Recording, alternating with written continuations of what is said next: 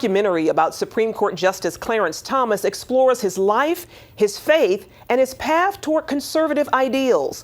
It also highlights his struggles, both within and outside the African American community.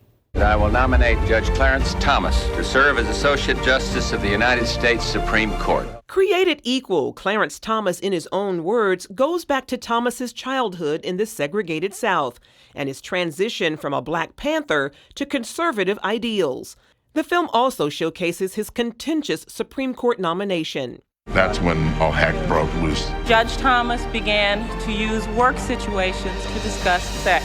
We know exactly what's going on here. This is the wrong Black guy. Thomas has served as a Supreme Court justice for nearly 3 decades. He's often ignored, however, instead of celebrated for his accomplishments, which include being the second African American on the court.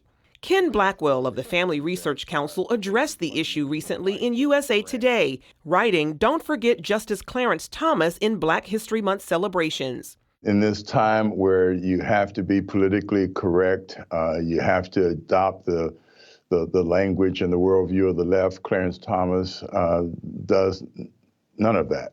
And therefore, he is seen as a clear and present threat to their orthodoxy. And they do whatever they can to either erase his contribution or to totally ignore it. In the documentary, Thomas shares how he was caught up in racist and often violent demonstrations at one point in his life. Then a spiritual encounter changed his life. I saw what I had become, lashing out at every single thing.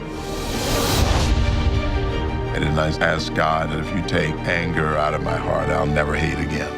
Blackwell says that faith has been a guiding beacon that Thomas brought to the High Court. Clarence Thomas has come to embrace a notion that it was at the heart of our republic.